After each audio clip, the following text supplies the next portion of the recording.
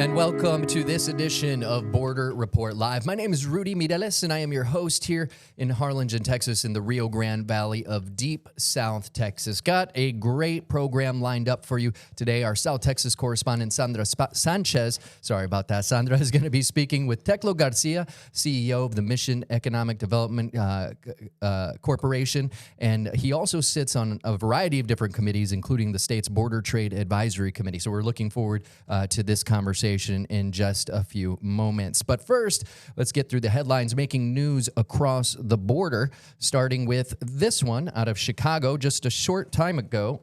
There we go. Let me get that video. A short time ago, President Donald Trump said Chicago and New York could receive similar treatment from the federal government as Washington, D.C. has been getting. Now, you may remember that's where nearly 2,000 National Guard troops have been deployed to quell what the president's administration has characterized as an influx in dangerous crime. What you just saw a moment ago was National Guard troops from other states actually walking in front of the District of Columbia's National Guard Armory building. That's kind of headquarters to the D.C. National Guard. Despite calling Chicago the nation's greatest city, Trump criticized Democratic Mayor Brandon Johnson's leadership, saying, quote, "When we're ready, we'll go in and straighten out Chicago just like we did D.C., end quote. Trump said that in the Oval Office. By accusing D.C. police of falsifying crime data and threatening the mayor with a total federal takeover, he's sought to muscle the city's leadership into submission, which is illustrating how the president might engage with other American cities that he deems too dangerous. Trump also suggested New York could also get the similar treatment down the line. Now it's time to bring in our South Texas correspondent, Sandra Sanchez, and I'll let her go ahead and introduce today's guest. Thanks, Rudy. Great to be here. We have with you Teclo Garcia. He heads the Mission Economic Development Corporation, also sits on the state's Border Trade Advisory Committee. Teclo was a journalist for years, worked in Laredo with economic development, very, very knowledgeable when it comes to cross-border trade, finance. Welcome to the show. Thanks for being here. Sandra, Rudy, thank you for having me. It's a pleasure. I'm glad you're doing this show. Awesome. Now, August 12th, the Border Trade Advisory Committee met in Austin. Tell me, what were some of the big talking points, and did you come up with any solution? What were the big headlines out of that meeting? Yeah, just to provide you and your listeners a little bit of context, the Border Trade Advisory Committee is formed by public and private sector individuals from around the state and headed by the Texas State Secretary of State. And also operated by TxDOT. So there's a lot of folks involved in this. And in this particular meeting, there's always updates from around the border areas and Mexico. And by the way, Mexican officials, usually leaders from the border states that face Texas, Chihuahua, Tamaulipas, et cetera, are also involved in these meetings. This particular one, there was, again, updates from up and down the border, but one particular aspect was very important to this meeting, and that was the update on the Texas-Mexico Border Transportation Master Plan. This was done before, back in 2019, 2020. There was a master plan that was rolled out, and what the plan really does is prioritize the needs of the transportation needs of the border based on the input from local leaders, local political leaders, infrastructure folks, city managers, county judges, and the like, all the stakeholders that you can really think of. But that's been 5 years now, and TxDOT thinks that there needs to be an update or a new border master plan rolled out. And so this past meeting was the announcement and the basics of the beginning of the new rollout. One big difference in the new plan, given the old one, besides just the natural updates that would take place and needs change and traffic patterns change, is that there was only 3 border master plan stakeholder groups the last time. It was the Valley, the Laredo, Eagle Pass, the Rio area, and El Paso.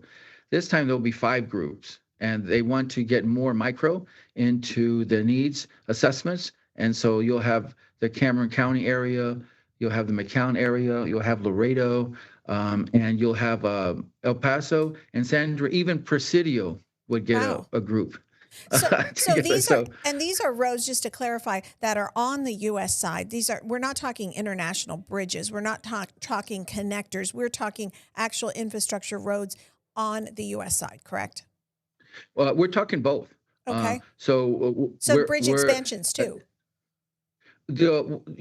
as you know, bridge expansions are approved at a federal level. Right. However, TxDOT is very keen to work with those who are getting expansions to figure out how they're going to interconnect with or have connectivity with Texas roads, and Mexico the same. So what happens is, even before uh, cities or private owners of bridges are going to ask, say, for another crossing in Washington, TxDOT and the BTAC, who's what the Border Trade Advisory Committee is called, are interested in what people are proposing. So we can work together to do this beforehand, instead of getting a permit for one area and then figure out how to scramble to connect that bridge. So we're trying to work ahead of time with all entities and all the stakeholders to make sure we're working in unison, and that goes with Mexico as well. And there has been a lot of movement with the presidential permits. Just earlier, very recently, Mm-hmm. a new pedestrian crossing at the Gateway International Bridge in Brownsville was approved. Now, 3 counties, not including Hidalgo County where Mission is, but 3 counties in South Texas have this fast track bridge permitting process. Maverick, Mm-hmm. Webb, and Cameron. You mentioned Cameron Mm-hmm. includes Brownsville for those listeners and watchers that will connect to Matamoros, Mexico. And this new pedestrian bridge was just approved. And what it allows is the plans to go forward, the construction to go forward, while the environmental NEPA process is happening. If there's any concerns, and they're supposed to halt the construction, but you don't have to wait for the NEPA approval, which can take years. So I got to ask you, because Hidalgo County is not included in that. Is there a push to add more counties to that? And how do you feel like the expansion of the Ansel Duas Bridge is going? I mean, do you want to see more bridges in Hidalgo County that can help the Mission area? I had a State Department official tell me many years ago that there was too many applications for new bridges, and he said it was his job to say no. Okay. Okay. But I think generally, I think it's a feeling, and I'm on different other committees like the Border Trade Alliance and NASCO and the Alliance for I-69. There's always a case to be made for capacity at the bridges. And often the State Department used to, although the bridge approvals are not in their hands anymore, is to, when requests come in for new crossing points, they look around the area at capacity. And if there's a bridge nearby that is is a high capacity that can handle a lot more, they would tend to not approve the new requests, right? But I think that stakeholders, cities, counties, bridge owners along the Texas border with Mexico have gotten much smarter about their requests, and they're much more strategic. And these requests are not just because they want another bridge, because the private sector is demanding it. Trade is demanding new crossings, and so when we look at those, in our committees or the groups I belong to, we generally favor those to have more crossings, but that's not always the case. But still, I think more than not, we would like to see more crossings. You can see the congestion in Laredo, North America's busiest port, does $80 billion more in trade than the Port of Houston. El Paso, Cameron County. There's always, we believe, a need for more crossings to help facilitate more trade. I mean, more trade is really lifting all boats around this area, not just us, but all of Texas, Houston, DFW, Austin, even up into the Panhandle. These are crossing points, not just for the local economies and local cities, but for the state and national economy. I had so many folks I've spoken to, especially in Laredo, who are crossing to get to Memphis, which is the headquarters for FedEx and a distribution point, or to Atlanta or other places. These bridges are of national importance. They're not just local crossing points. So if you put your your view on those projects from a national point of view. They're extremely important. And as I was telling the Texas Secretary of State, Jay Nelson, just a few days ago, that every dollar that gets invested in crossing points and bridges and infrastructure connecting those bridges to highways and interstates in Texas, those are investments for the entire state of Texas. And so, yes, they're extremely important. Regarding Ansel Duas, yeah, I wanted to talk ahead. about the Ansel Duas International Bridge, the expansion. Tell us what's happening as far as getting trucks loaded, not just empties, right, eventually to cross. And also, the governor of San Luis Potosí came last year, and then he came and he pledged that all the trucks would come through this bridge. So tell us, what's this expansion going to be ultimately? Yeah. First of all, the update. Myself and the city manager here in Mission, we spoke to the federal officials, and they tell us they're in the 90 percentile in terms of completion of the inspection facilities. However, they are waiting for machinery that they sophisticated machines, for inspections and non-intrusive inspections. And then there's going to be need for training once those machines get into the port. With the So U.S. that's Customs really and Border why. Protection. Okay.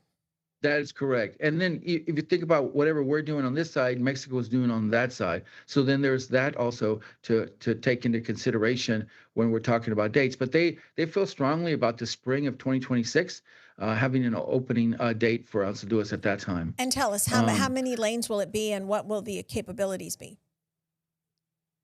I don't have the lane number for you. I would be inaccurate to tell you how many. Of course, the bridge still has 2 lanes coming this way, and then it expands to. It seems like I'll just guess. Seems like 8 or 10 lanes for truck traffic. It will not be a produce bridge. The produce trucks will still be going through FAR. This will be non-produce, non-cold storage bridge. But they'll be loaded, good. right? They'll be commercial vehicles that are loaded, not just empties. Right. That's the important part. Right now it's just empties, but no, they'll be fully loaded, and that's why they need all the machinery and personnel training and all that for the before the bridge opens. And then going with it is this big industrial park that's also being built right nearby, which benefits Mission as well. Yes, there's a big developer that owns a lot of the land, which is Kilman Development, and we're working hand in hand with them as we get closer to the truck, the cargo date. And so there's been some development that's happened there, and they've sold many of their tracks nearest the bridge. We're working with other developers in that area also to try to develop warehousing and other things. Once you see a couple go up, I think that'll really open the floodgates to a lot of other development. Similar in FAR. FAR has some big developments happening right now, and really has expanded by leaps and bounds once those first few came in. And FAR is doing a good job with their bridge as well, and they're getting an expanded bridge. We're going to continue our conversation with Teclo Garcia, CEO of the Mission Economic Development Corporation and a sitting member on the Border Trade Advisory Committee for the state of Texas. Stay with us, Teclo, and stay with us at home. Border Report Live is back in 1 minute.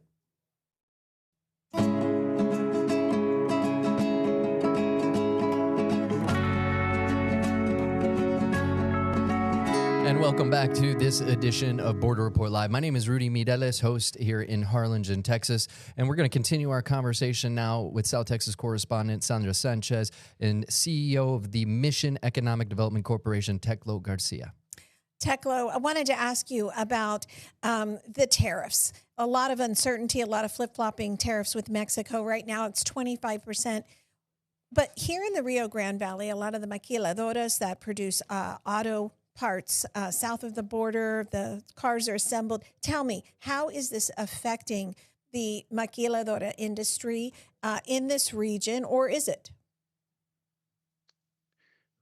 Well, it looks, at least early on, I mean, it is early into the game, and maybe some of the impacts we've not been able to see that on a full term yet. But we know initially at the announcement of the tariffs, of the tariffs, there's been a slowdown in truck crossings, go back and forth in FAR and here in Ansel Duas, and in some of the other crossing points between here and El Paso.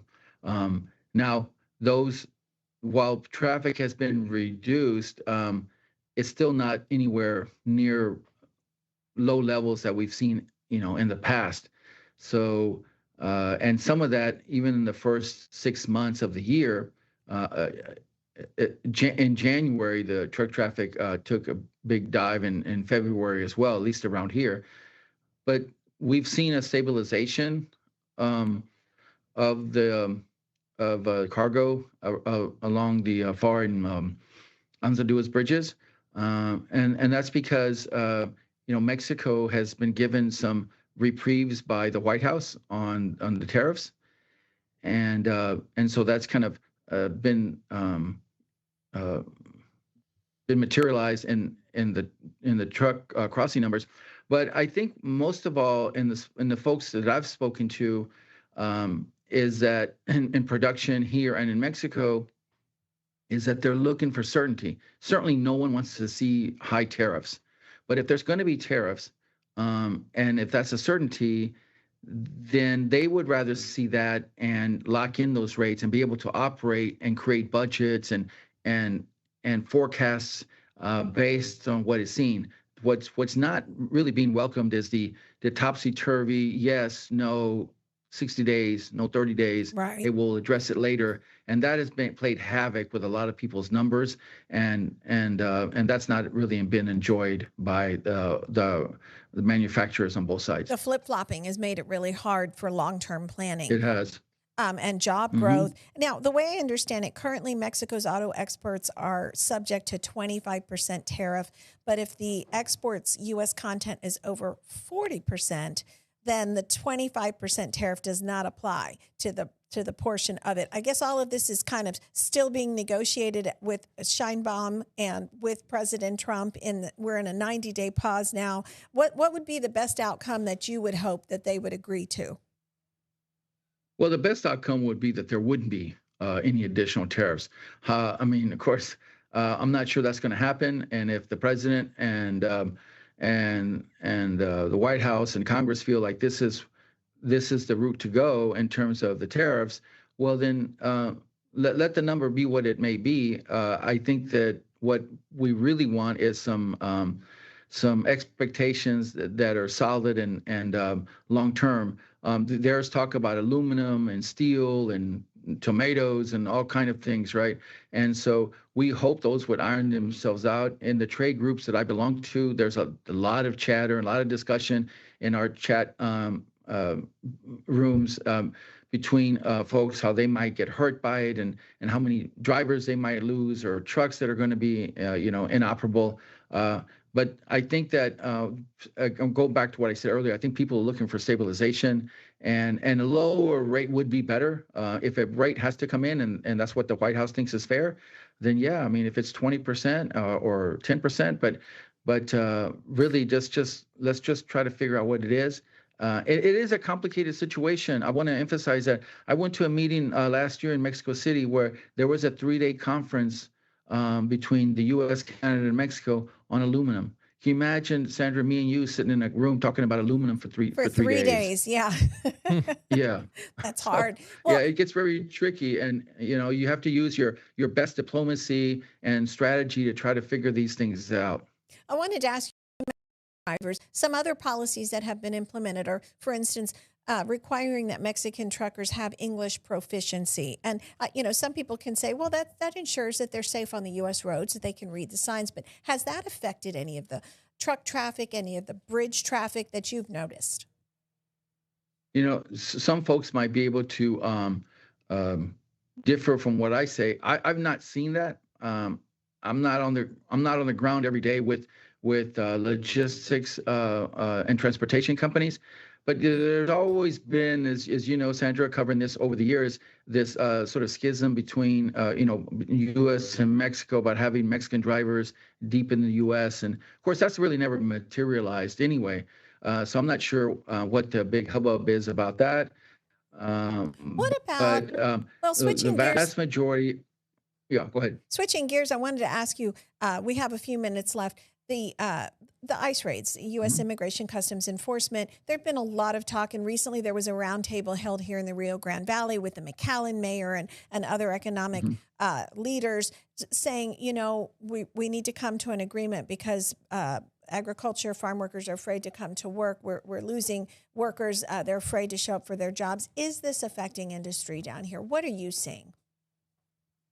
I can say that on a case-by-case basis, we see some impact. I was just talking to a business owner today, just before I came to this interview, who is opening up a new business, retail business in Edinburgh, and talked about the difficulty of getting regular labor like he was used to because of the fear of getting of the ICE raids. And I've heard this multiple times. I talked to a developer probably about a month ago who told me the same thing here in Mission, that the regular crews aren't showing up because of the fear of the ICE raids. So I think you're right, Sandra. I think and I think that it's out there. That has impacted the way labor works, and there should be an agreement, whether it's farm workers and our good friends at Texas International Produce Association just had a meeting in here yesterday in our seed building here in Mission with maybe 30 to 50 area farmers talking about how they could address the visa situation, right? And have worker visas. And of course, there's been some legislation introduced in Washington about this. So yes, the answer is we need to move on that to try to solve these worker issues that we have, especially along the border, because people for centuries have been more than 100 years have been used to crossing back and forth to work, and it's a production issue in the U.S. Right, it's a labor and income issue on the Mexican side. So we do need to work harder to figure it out. Let's go back to that retailer that you mentioned. What kind of business was it? Retail? What kind of business were we talking? A restaurant? Oh, it's a restaurant. Okay, okay.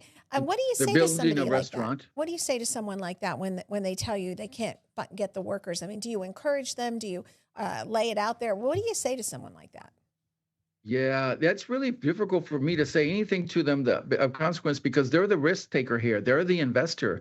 They're putting the money into the ground. And so they still have been able to make it happen, but it's been more difficult for them to the ways they were used to. In these conversations, I tend to be the listener, because they're telling me, and then I should be the one that's working with our elected leaders and our associations to try to get them answers. All right. Well, thank you so much for joining us today, but that's all the time we have, Mr. Garcia. Teclo Garcia, CEO for the Mission Economic Development Corporation. He also sits on the state's Border Trade Advisory Committee. We really appreciate you for joining us and having this enlightening conversation with us for our viewers. The pleasure's mine. Thank you, Rudy, and thank you, Sandra. Thank you. All right. Well, stay with us, because Border Report Live is back in 1 minute.